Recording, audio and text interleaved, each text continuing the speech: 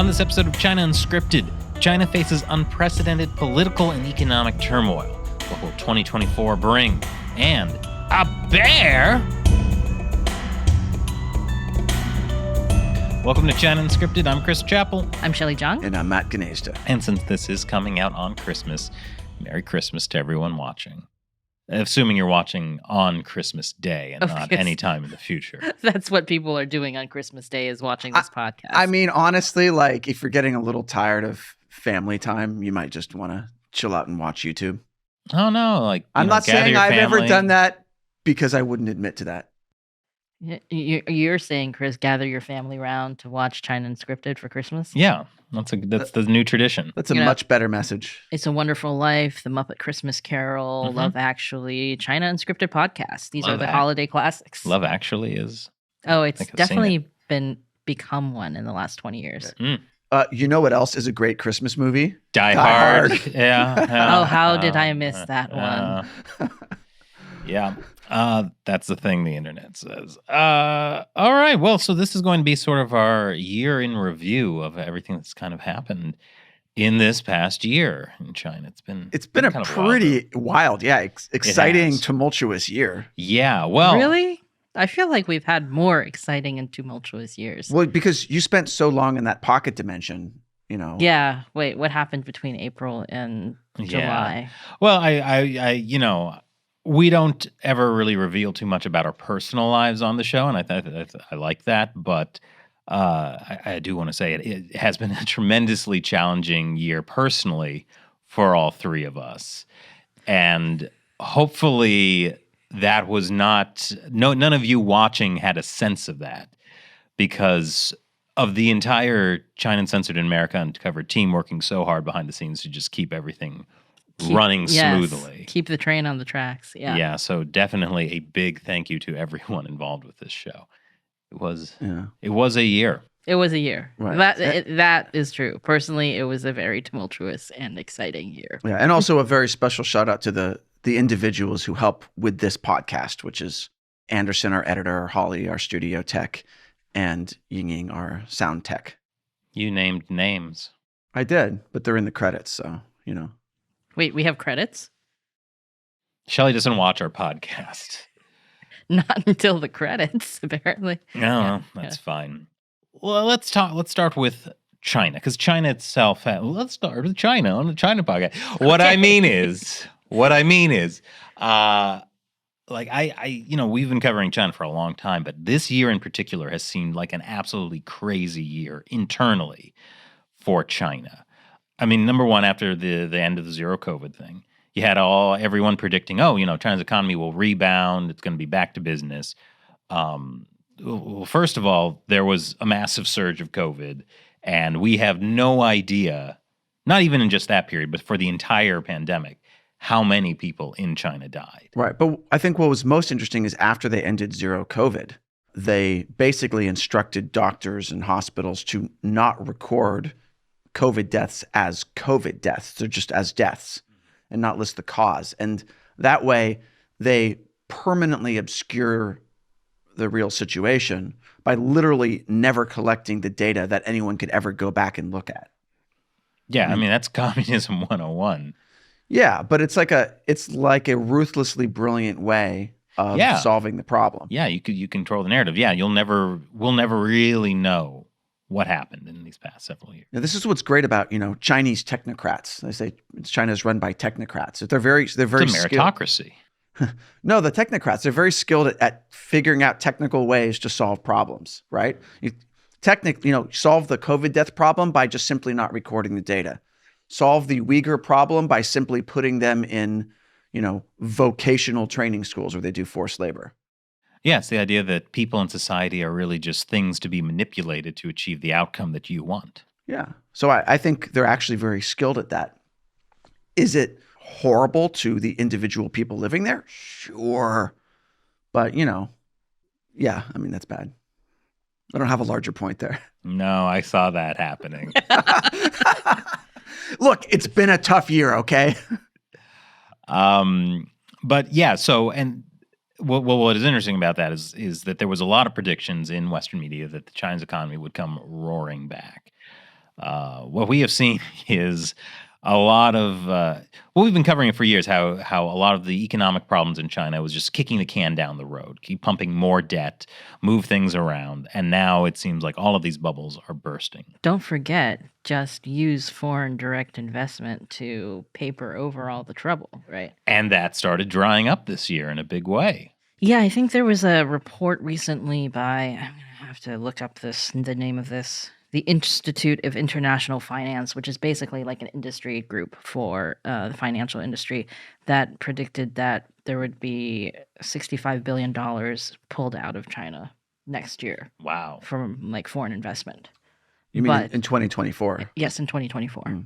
But, that's a lot, but also not a lot in the larger scheme of how much money has been pumping into China for the last, several decades. But can foreign firms even pull that much out?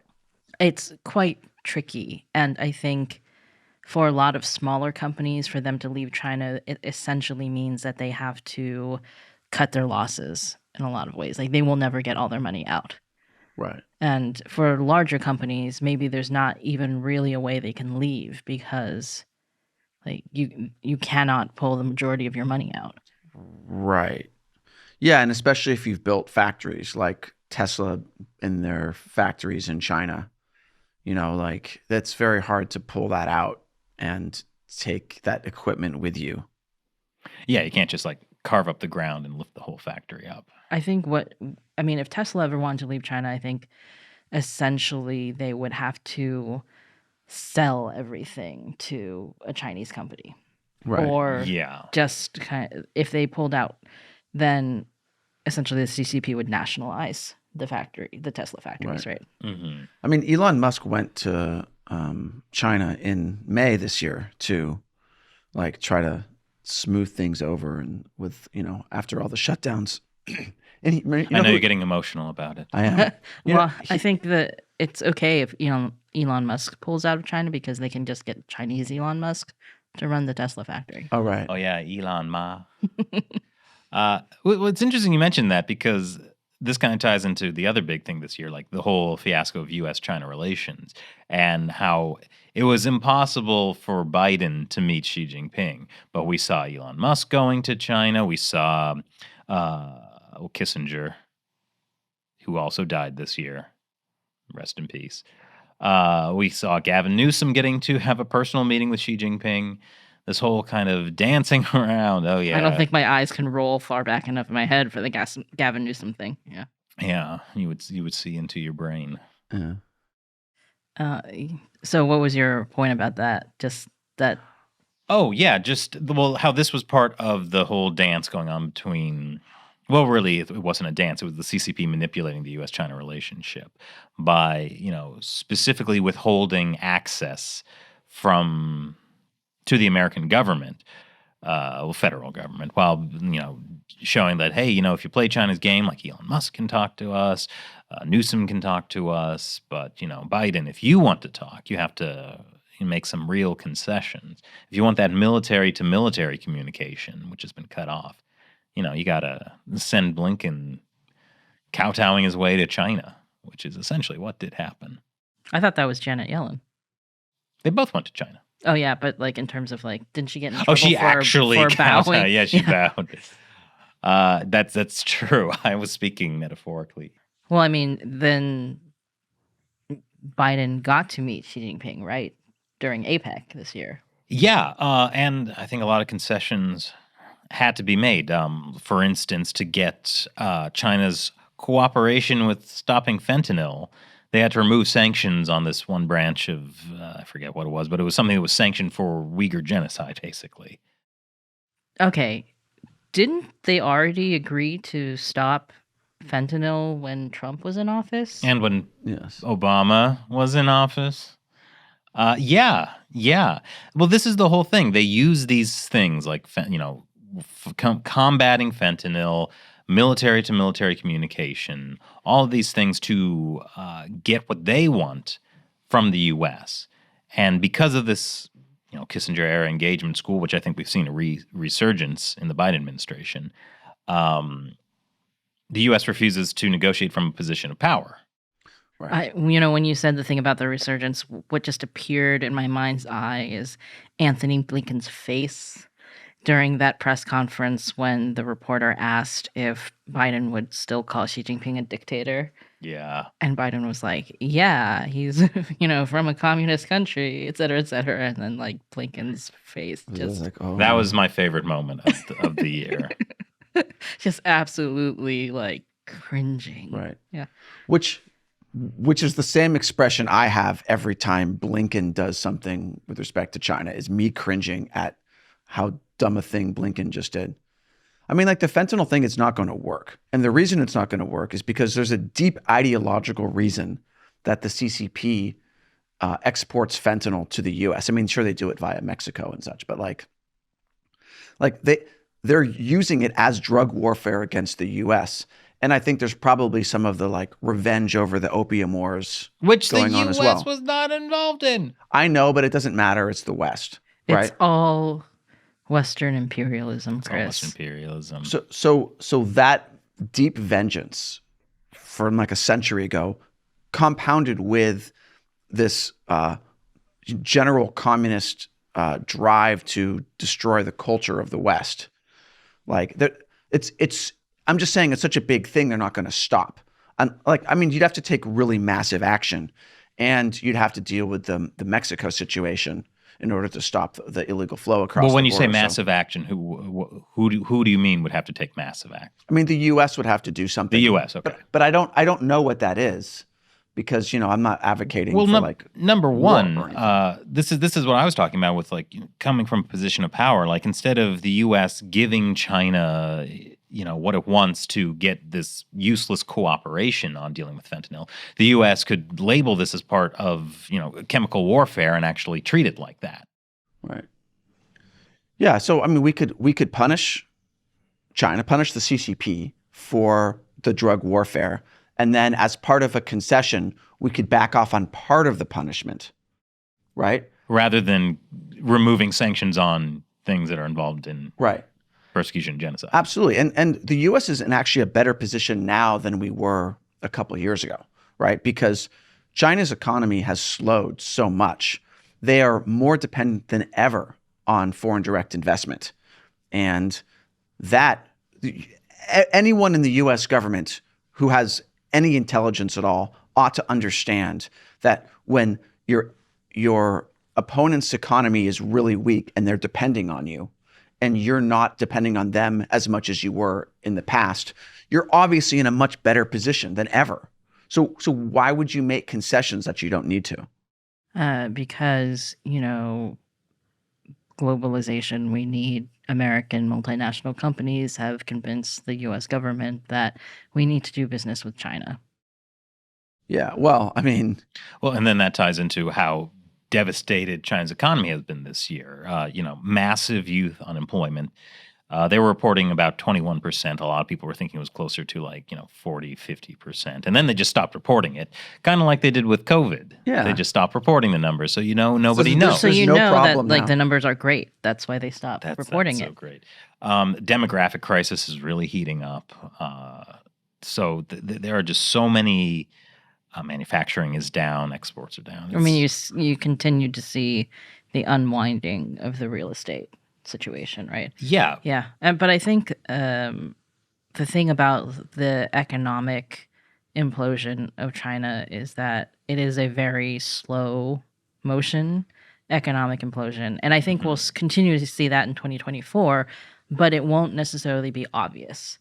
Because the way that the CCP has structured the economy, it's a controlled economy. So they have, the state has the ability to mask it in a way that's not easy to do with economies in the West in the same way. And they will be able to kind of smooth over certain things that they want to. Like they're not going to stop, for example, military spending, right? They're not going to stop factory exports, like things that they depend on. What you might see are things like, all the money that was promised to these countries through the Belt and Road Initiative. I think that's going to start evaporating pretty quickly as they need to kind of stop spending that money overseas and focus on the domestic economy. Which could give the U.S. A real good opportunity, assuming that we take advantage of it. Right. I mean, I don't know, looking at what's happening with the Pacific Islands, if we're very good at taking advantage No. of that. No, definitely not. But I mean, to the extent that other countries are gonna get fed up with the Belt and Road broken promises. I mean, Italy was like one of the first European countries to jump on the Belt and Road, and now this year they left the Belt and Road. Yeah. And because like there were so many broken promises, and on top of the broken investment promises, their trade deficit with China ballooned. So they're just like, why are we even here? Thank you. Yeah. Also, they realized that they did this Belt and Road thing to try and facilitate trade with China, and countries like Germany that were not part of the Belt and Road still were getting better deals, and it was going better for them. So they did not get what they want. Yeah. What they wanted. That was a great impersonation. Thank you. of an Italian Super Mario. plumber. Yeah. Okay. Yeah. Now is the time to play Gamers Unbeaten, Chris. Why? Oh, because Mario is an Italian plumber. Yes. Yes, this year we really ramped up the new channel, Gamers Unbeaten. Check it out. Smooth. Nice try. We actually did a video about Mario. That's pretty interesting. Yeah. So you should check that out. Yeah, I'm happy with what's put a going link on below. with that channel. All right. Well, let's talk about something that's not Italian. That narrows it down. Event Horizons. Are we in one related to China? A metaphorical Event Yeah. Horizon. Well, 2023, at least up until you're seeing this, has been yet another year where we have not actually gone to war with China, boots on the ground. So that's nice. That is nice. But speaking of Event Horizon, actually, we had Christopher Balding on this year. I'm pretty sure it was this year. And he said he felt the Chinese economy has passed the Event Horizon, which is where it might be slow, as you say, but it is inevitably headed towards I think the collapse. wild card here is once again how much are Foreign direct investment. yes, like how much is the rest of the world going to bail them out? With all the cash that they don't have. Yeah. Well, on the bright side, we're seeing even Ray Dalio getting skeptical of China. These are the most diehard of diehard. Yeah, I'll believe that when I see it. Yeah.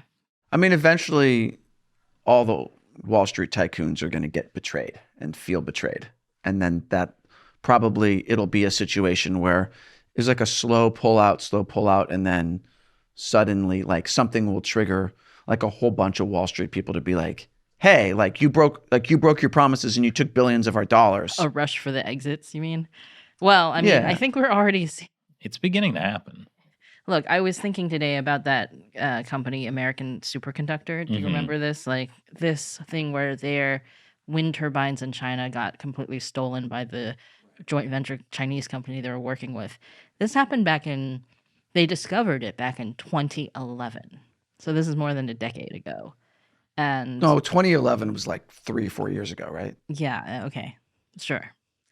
But then 2013, they had litigation against the Chinese company. 2018, they finally started getting court rulings against Sinovel, the Chinese company in the US.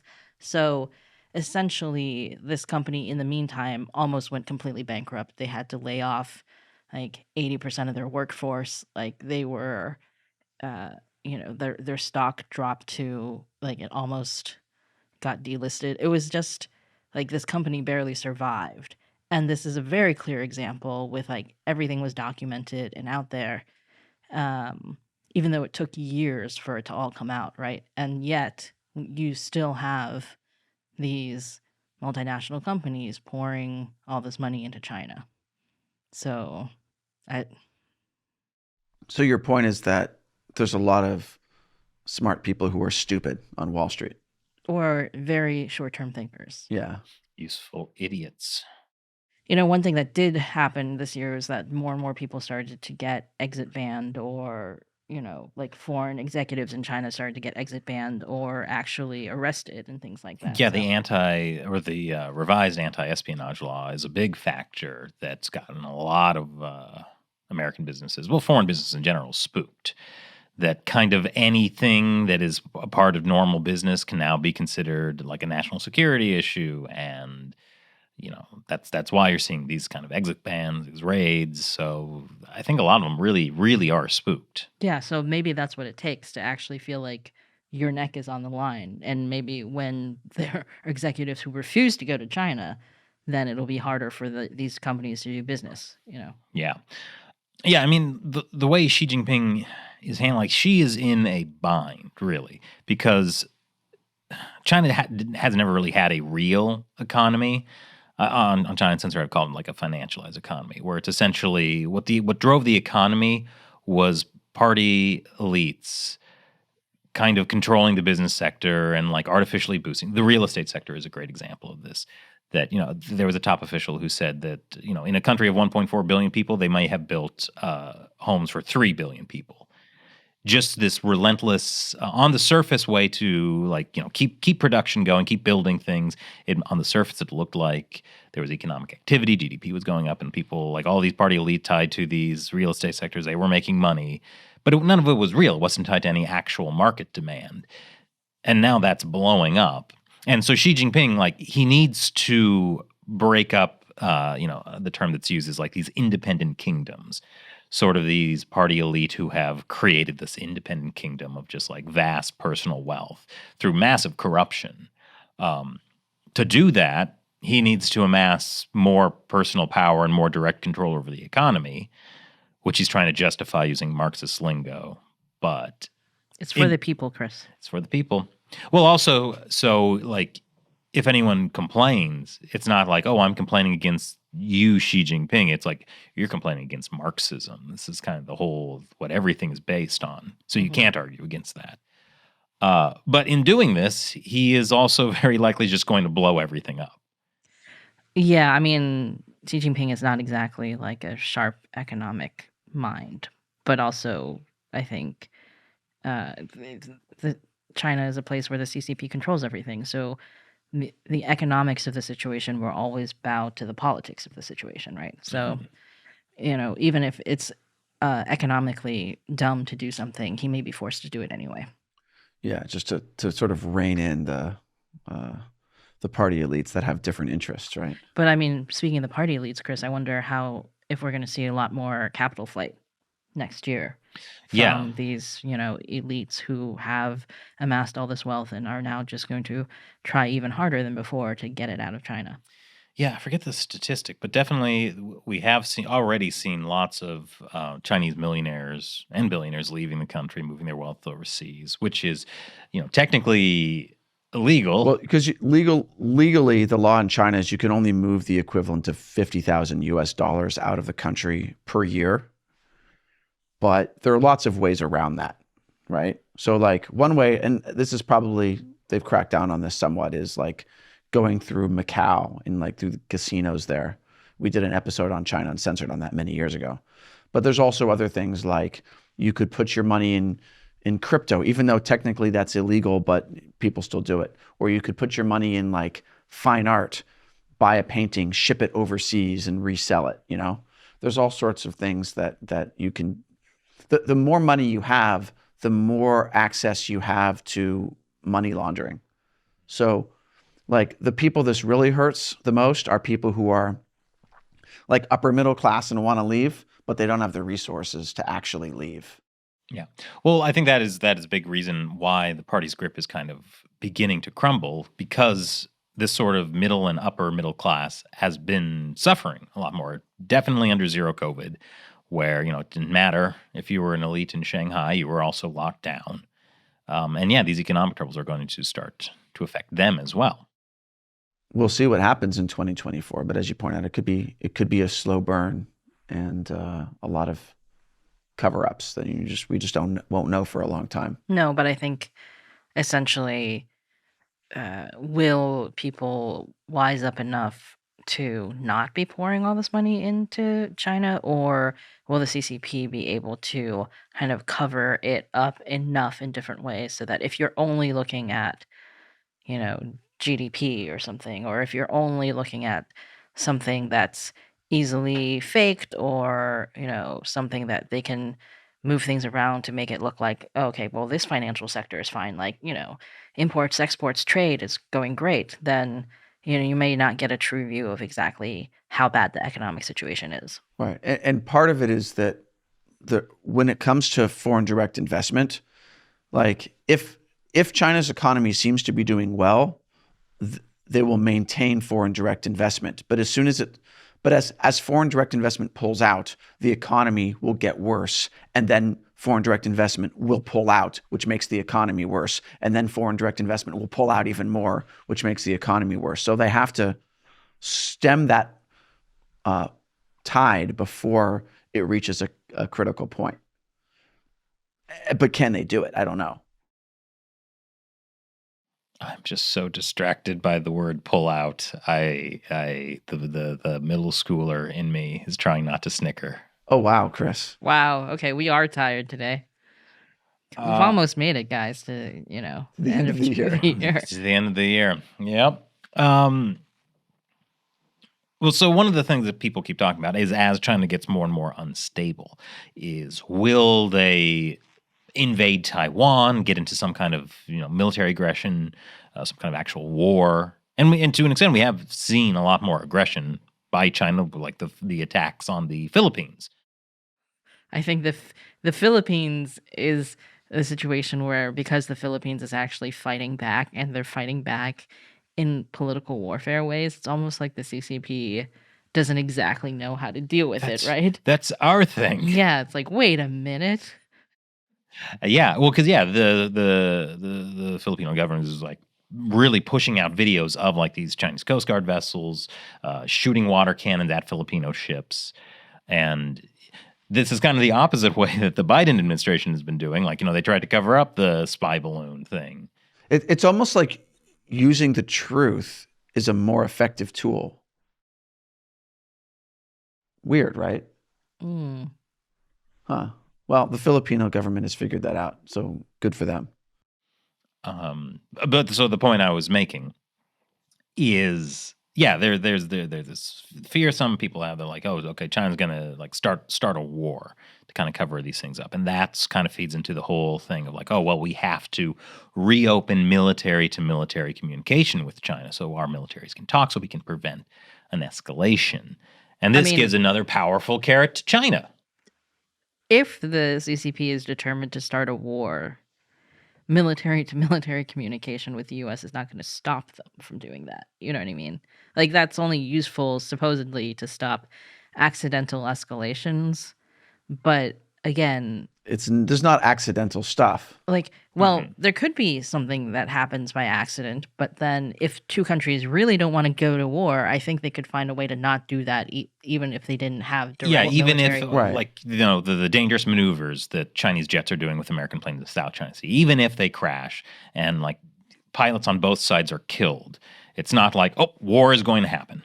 There are still decisions that need to be made on both sides for war to actually happen. But what I mean by it not being accidental is that when the CCP, when the People's Liberation Army does these dangerous maneuvers, like they are essentially asking for an incident to maybe accidentally occur. But the incident could be itself an accident, but the tactics used to create a field in which accidents can happen is intentional. Yeah, the individual Chinese pilot performing these dangerous maneuvers did not come up with that idea on his own. Right. That came from the top. He's unlikely to want to get into a deadly accident on his own. I don't know. I don't know if like pilots are really the best at like risk, Risk You're basing evaluation. this entirely off of Top Gun, Gun. aren't you? Yeah. Did that movie come out this year? Top Gun Maverick. I haven't seen movies in years. Was that last year? I don't even Last year. remember. But yeah, so like the U.S. made this whole thing about like, okay, trying to reestablish military into military communication. That was like touted as one of the big achievements of APEC. That, Biden and Xi met, military to military communications were reopened, except 2 months later, there still has been no military to military communication. And China is saying, like, the excuse for that is given is that, well, the equivalent Li Shangfu, one of the many people who got purged this year, well, he's gone. So that's why there hasn't been able to be any military to military communication. Except China is still doing military to military communication with other countries. So it's just, they made this whole thing. They cleaned up San Francisco all for Xi Jinping.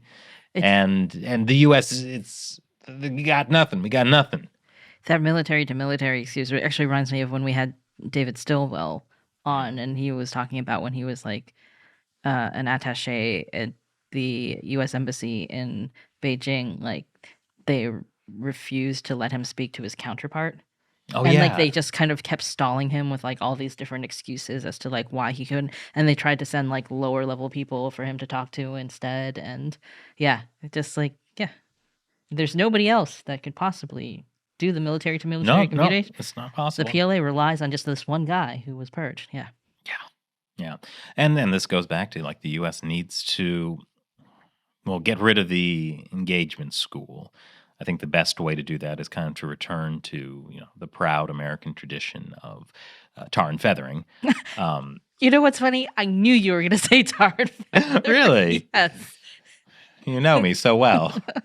I mean, it just seems like a very not top of mind thing, but I knew you were going to say it. Yeah. Wow. Pretty cool. I always wondered, like, how disfiguring is that? Like, is it like burning tar? Well, it is burning. I think it's often deadly. It is deadly. Yeah. I didn't get a sense of that in school when we were learning about this. It is generally deadly just because of the way it asphyxiates. Like, even if it doesn't get into your lungs, like if it does, you're gone. But also, like your skin won't be able to breathe. And also this was like the 19th century, so 1700s, so 18th century. Yeah. Well, also in the 1800s. I mean, wasn't it in like Tom Sawyer? There was something about that. Somebody got tarred and feathered in Tom Sawyer? I don't remember. But I mean, I haven't read that since in the 8th grade. But at any rate, my point is that medical technology could not save you from having tar all over your body. Really? Like even if they put some leashes on? Leashes just suck up the tar, you're good. Yeah. Well, I mean, like, even if you manage to get rid of the tar, you've got, like 3rd-degree burns. Okay, so it was like hot. Yeah. I mean, I think it was like boiling tar. Okay. Yeah, just a way to torture people to death, essentially. It wasn't like in like Boy Meets World where they glued the people to the chairs and then poured honey over. Oh no, this was a stupid episode. This is a tangent now, but like it's just, this is something that sticks out into my mind as just like the most bizarre thing I ever saw on television, and it was just not treated well. But like the different groups of friends, they're having like the group of friends has split into 2 rival groups that are fighting for some reason, and they pull this prank. This is important. This is the end of the year. It's been a hard year. I get to have this moment where there's like this escalation of pranks happening between both sides until one side like glues the other side to their chairs in a classroom, and they're like, "Oh, very funny, ha ha ha," and then they pour honey on them. Like their buckets hanging that they didn't see, and then they pour honey on them. And I was like, oh, okay, we're stuck here and covered in honey. Big deal. And then a bear comes into the room. What? And so like the idea is that they somehow got a bear, covered their friends in honey. Was this This was a later one. Okay. So to be clear, this is attempted murder. It should be, but then it just like hard cuts to like Mr. Feeney being like, a bear? And then it's just like treated as like just nothing. They got a bear. Like, was it Winnie the Pooh or like Paddington? It was a real bear. It was a real bear. It's like they actually got a real bear for the this show. feels like a real like grab for ratings here for TGIF. Yeah. Wow. And then the weirdest thing about that episode is then like there's the prank that goes too far, and then it suddenly becomes a very serious episode after they covered their friends in honey and released a bear. The bear episode was not the prank that went too far. No, it wasn't. Amazingly. Okay. Yeah. I feel like I need to watch this episode now. I need to know what the prank that went too far is. They somehow like released a photo of like one of the ladies in like sexy lingerie that she like sent to her boyfriend or something. Oh wow, that seems like prescient. Well, how do you mean? Oh, because like that this is like the 90s, right? So or maybe early 2000s. Things So weren't this digital. is before like you had all this problem with people sending like pics to each other on their phones and Oh, everything. yeah. But so that was like, oh, okay, now this is a very serious episode. It's like we gotta learn a lesson. It's like it was a bear, and Mr. Feeney just saying a bear. That stuck out in my mind. I've been dying to get that off the chest. This whole podcast was created just so someday I could talk about that Boy Meets World episode. Now I'm thinking about the fact that Mr. Feeney played John Adams in Yeah, 1776, that's the right. musical. It all ties back. It goes back to the tarring and It all ties back. Yeah, I always wondered that in school, like, because I never got a good explanation. Like, well, so like, is this just covering them in like something sticky, and then they like yeah, are I kind guess of it does embarrassed? sound and- like that. If it's like, oh, okay, yeah, they just have to scrub the tar off. But yeah, no, it No, was, you basically almost always die. Yeah. Wow, this country has Right. such a rich culture and tradition. But the feathers are a weird part because it's totally superfluous. Well, it's I think the aspect of like humiliation, Right. Not just. I mean, you can just kill somebody, but make them look like a giant chicken. Right. And laugh at them as they're burning to death. Oh my God, that's what American history is? Wow. Wow. America. Okay, wow. All right. I'm recontextualizing my understanding of Make America Great Again. Huh. Well, so fortunately, we are no longer in an era where people are tarred and feathered, literally. Fortunately. Yes. And we are also entering a new era of U.S.-China relations because last month, Henry Kissinger died. Okay, that was quite a segue. Wow. I know, but I really feel like I needed to save Chris from the tangent. And so the point is, because this is a thing that happened this year, Henry Kissinger died. He was 100 years old. 50 plus years ago, he basically started this new era of U.S.-China relations. That is U.S. PRC relations. Are you looking up tarring and feathering? Yes. Oh my God. Have we not moved on from that? Keep Well- talking No, about. not. Keep talking about. I'm Shelley. just saying, Let's have a little corner. I'm just wondering if it was okay. I mean, So, I guess. okay, it didn't always kill the person because there's this like there's a illustration of this British excise man being tarred and feathered in 1774, and it says this was the second time that he had been tarred and feathered. So he obviously survived the first And he time. didn't learn his lesson after the first time. Okay, so it says that it's not always like hot tar. So wow, it's not fake hot thing. news, Matt. Look at you. But just I also spouting. thought it was like I didn't say it was hot. always deadly. I said it was often deadly. That's true. You did not say it was always deadly. Yeah. I know the impression I got off of your lies. Yes. Well, so yeah, is there more that you want to say about tarring and feathering, Shelley? Well, I Like, mean, while it we're seems here. like a lot of the people who were tarred and feathered in the colonies during the time when there was, popular sentiment against the British did survive. Okay, yeah. Okay. Often they died from the horrible third-degree burns. No, you don't know what you're talking about, Matt. You don't know. So are you saying that maybe it's not that bad? I'm saying free speech. I mean, there are some pretty gruesome ones, but I'm saying that they weren't always killed. Okay. I think we're actually all in agreement on this. Wait, what did we agree on? That it's sometimes deadly, but not always deadly. But sometimes. I thought it was often deadly. I did indicate that it was often, but maybe it's only sometimes. And we have to make a distinction about that. But I'm sometimes wrong, but not often wrong. Well played. Now I'm just thinking, how is this part of the podcast going to be made into a separate clip for YouTube? We're gonna go onto the YouTube analytics and like follow audience retention and get to this part plummets. No, I think the Boy Meets World / tar and feathering That's the segment peak. is the peak. This That is is the the best peak. segment of the whole. That's what I should have looked up instead of tar and feather. I should have looked up the Boy Meets World A episode. bear. Okay. Well, Oh, anyway, guys, continue talking. Yeah, we were saying something about Henry Kissinger. Asterix, you are sometimes wrong. yes. Well, my point about Henry Kissinger is that his view was that the U.S. should engage with the PRC essentially as the main goal. Are you looking up the Boy Meets World episode? Oh my goodness, Shelley, stop! Why?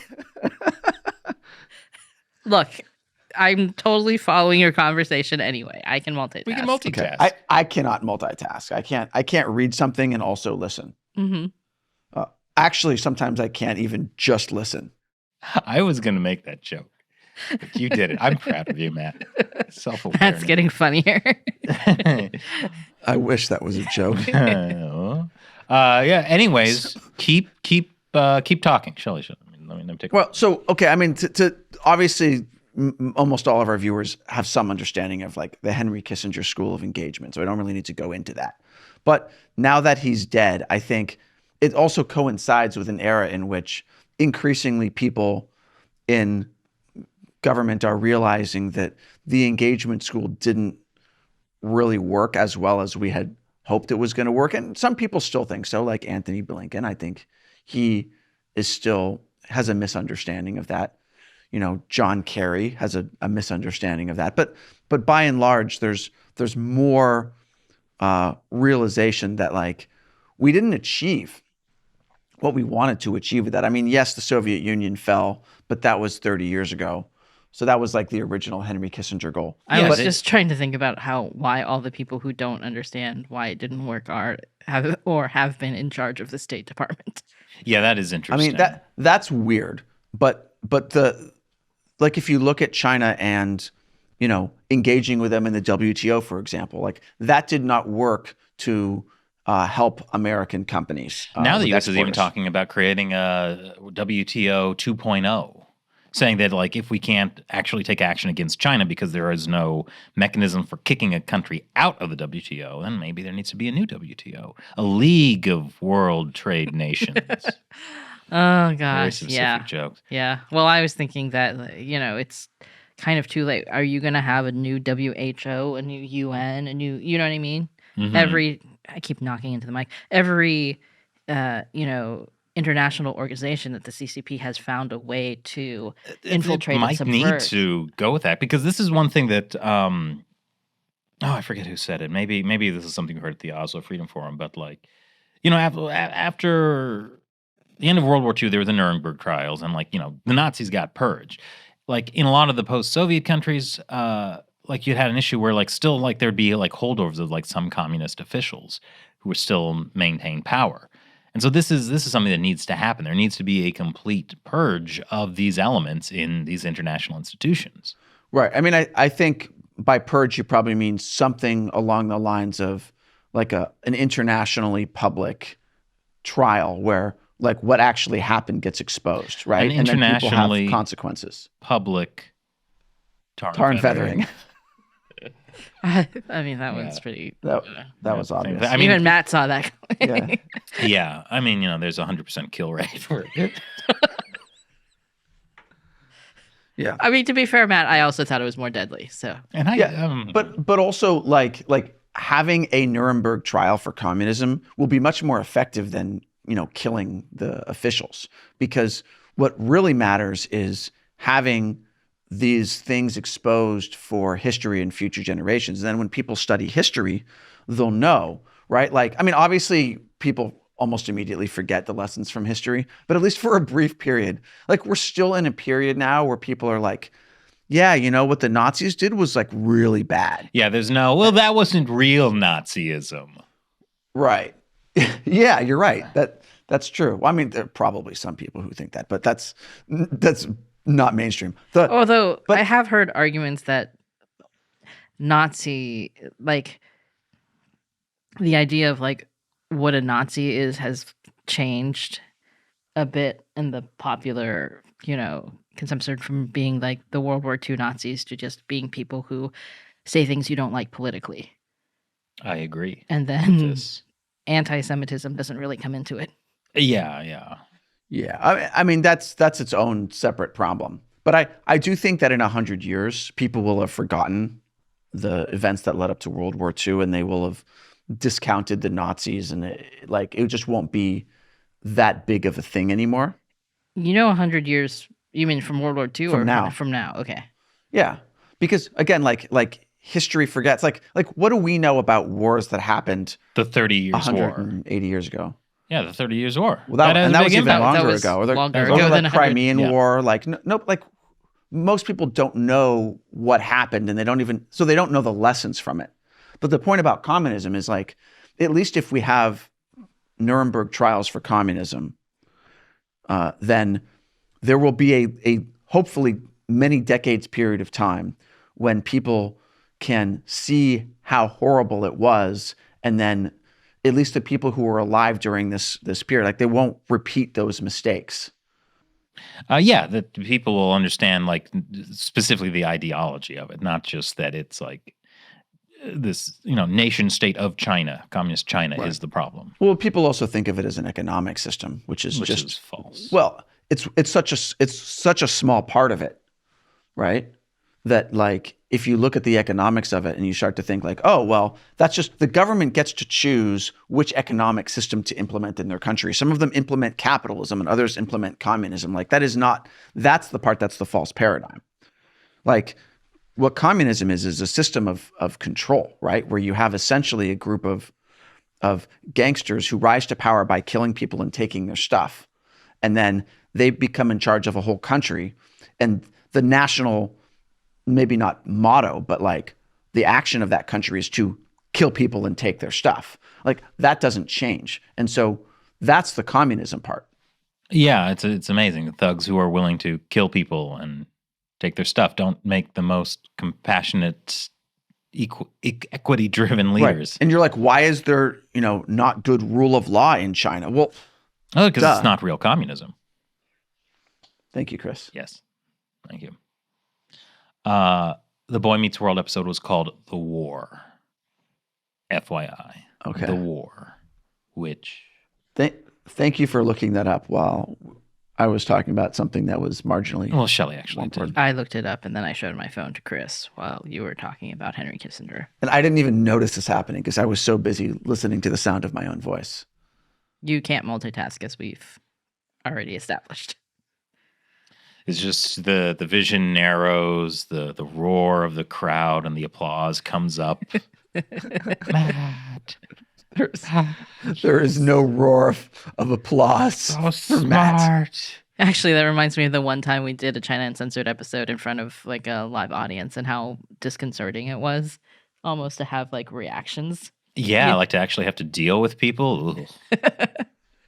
I thought it was fun that like you actually had people laughing at your jokes, but then you had to pause, in between jokes to let the punchlines land. I remember when we thought we would do more of that. That was like in 2015. 2016, maybe. Yeah.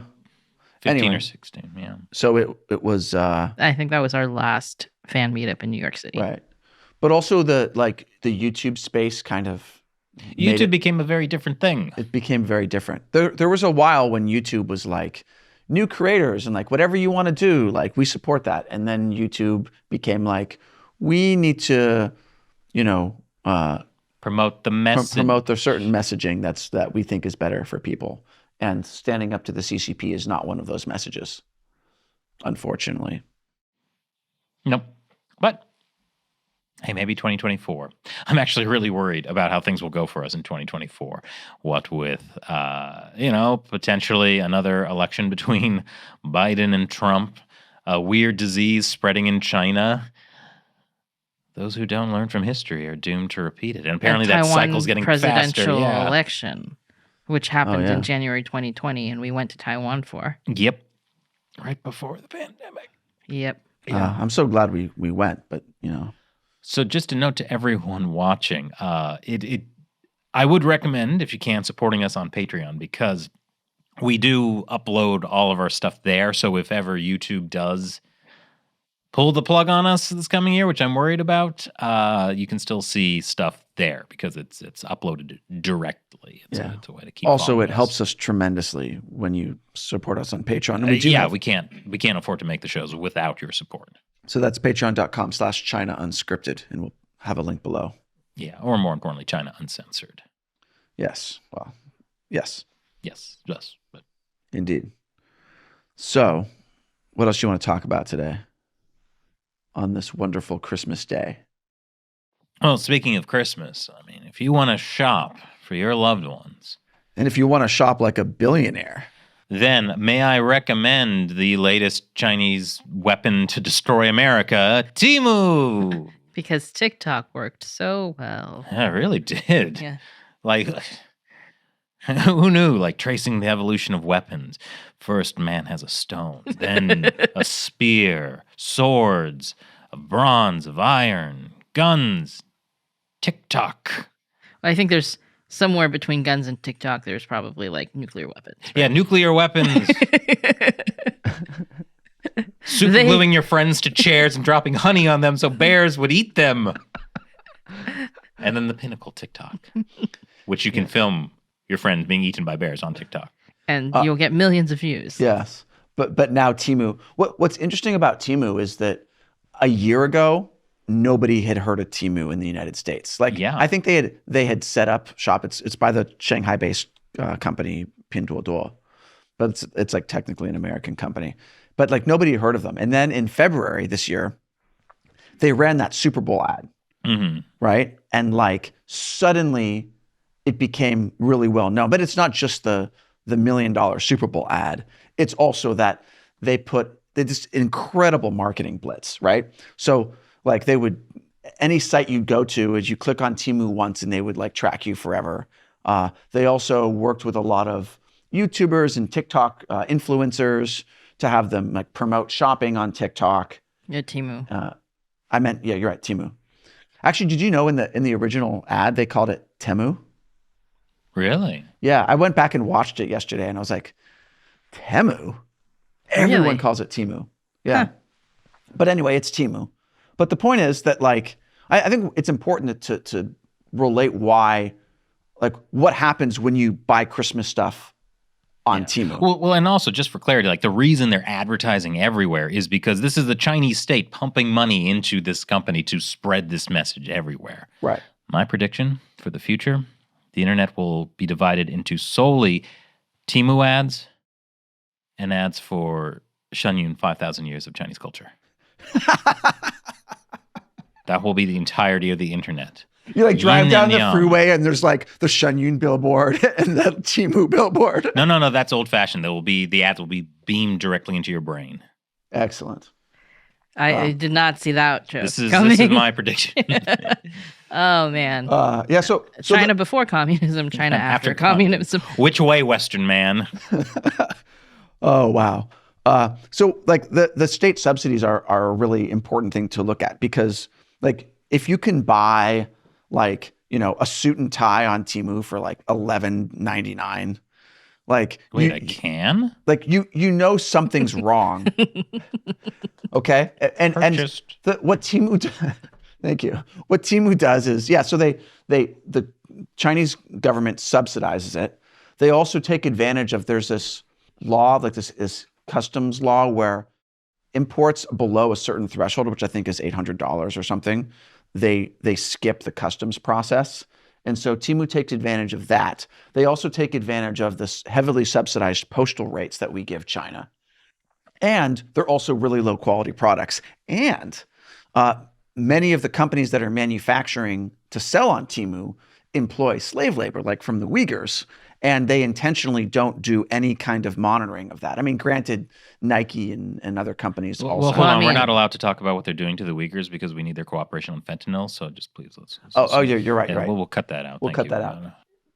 Okay, keep going. Oh, so these are all the things that are really, really wrong with buying stuff on Temu. Like you're supporting slave labor, you're undercutting American businesses.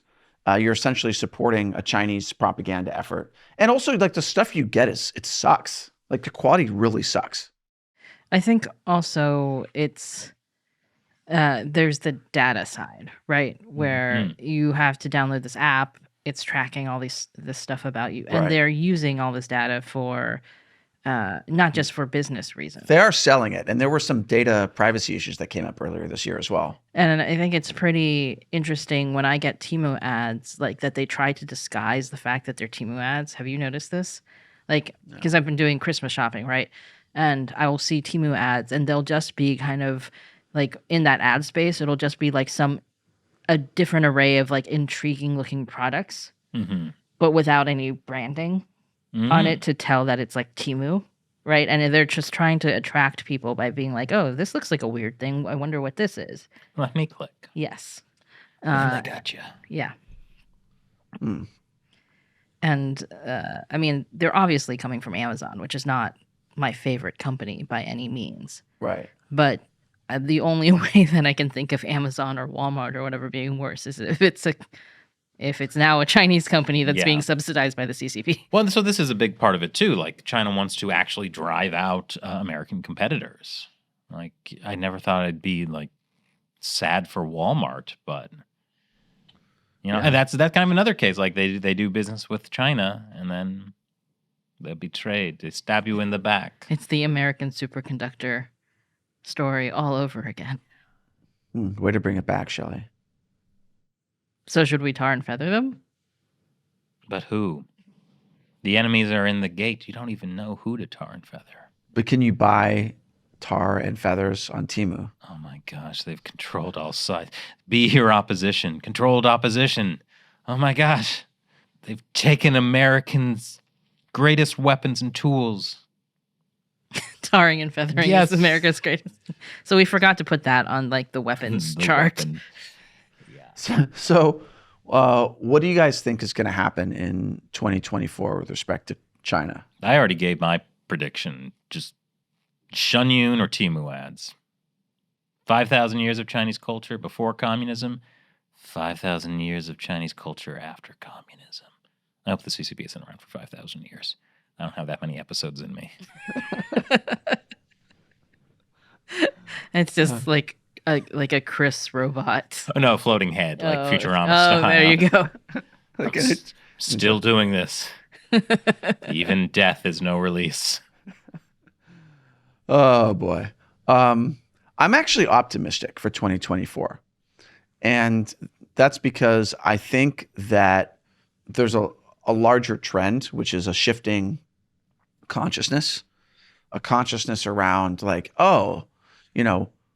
there's pretty horrible things that are happening in China because of the CCP. And, it's actually better for, buying products made in the USA. Oh, like, look, China actually is like way more aggressive than we thought. Oh, actually, we're losing money investing in China. And I think that consciousness is growing. And I think that's positive. I'd like to see it be a sort of spiritual awakening versus just an economic awakening. And by spiritual, I mean not religious, but I mean like the realization that it is like a moral awakening. It's a moral, like it is wrong to put ethnic people in slave labor camps so they can make cheap products for us, and it's wrong to buy those things, right? And like the opposite of that isn't saying it's good. The opposite of that is just ignoring it. And so if we can move from sort of willful ignorance to a kind of moral consciousness around it, and I am optimistic about that. And, the great thing about being optimistic is, it feels good to be optimistic. And even if you're wrong, like you would have been, would you rather be pessimistic and be right? I don't know. Not me. I like my coffee black. I like pessimism. I don't like being disappointed. I just like this. I was thinking about, I think that it's not that people don't have that like moral sense that it is wrong to use ethnic slave labor, but I think like there are so many barriers to being able to make an ethical choice for most people. Yeah, I mean, like all the cobalt in our little smartphones. Yeah. Thank you. So it's not just children like, in the Congo. So it's not just like, oh, well, you can take that extra step and try to buy stuff that's not made in China, which, I think we all do try to take that step. But then there's some things where it's like, it's impossible to find this thing not made in China. Or, yeah, the actual systems, the spirit of this society is geared at chewing up human life. Right. And you're right. It's kind of like, how do you deal with a world in which there is Chinese stuff like in part of the supply chain for almost everything. Like and then like people feel helpless. I think that's the part Right. where like it feels so bad to see this all the time that you have to kind of just ignore it for your own like mental health, right? Yeah. Like you live in this world where a bunch of bad things happen all the time and you cannot be thinking about those things all the time. Right. No, that's true. And then also just the difficulty of finding things not made in China. I mean, what I do for me is like I draw the line only at China. Like I don't love the like cheap labor in, Vietnam or other developing countries where workers are treated badly. But like at a certain point, it becomes some products are impossible to get made in America. But if you can at least draw the line at China for starters, and there needs to be a bigger line, a bigger policy shift, right? So there needs to be some kind of U.S. government action that gets corporations to stop making stuff in China and stop buying components from China. And only that way can you really have everything made outside of China again. Or there needs to be some kind of complete economic collapse in China, which is I don't think that's the way it's going to go. Or we need to be at war with China. It is very hard to stop the made in China cycle without there being some very large shock to the system. Americans do tend to respond to extreme things like tar and feathering. Or the spy balloon. Spy balloon? Pearl Harbor is a big example. So that doesn't sound optimistic. And now I'm in my comfort zone. Okay. Well, yeah. I mean, I do think that there is a shift in consciousness. So I think you're right about that. I think my point isn't that there is a shift in consciousness. I'm just optimistic. I want to be optimistic that there will be one. Okay, so I was giving you too much You were giving me too much credit. Okay. Yes. All right, cool. I was going to say something about how, I think what we've tried to do with China Uncensored for the past 10 years is to try to push that forward, right? Like to push the consciousness of what the CCP is and what they're actually doing to people in China and outside of China. And there's a reason why you should care about that, right? You think we've made the world a better place? I mean, I think we've tried to. And then on that Christmas day, Chris's heart grew 3 sizes that day. Call the ambulance! Thank you for watching China Unscripted. I'm Chris Chappell. I'm Shelley Jung. And I'm Matt Ganesta. We'll see you in the new year. Actually, no, there'll be one more episode before the new year. No, we'll see you in the new year.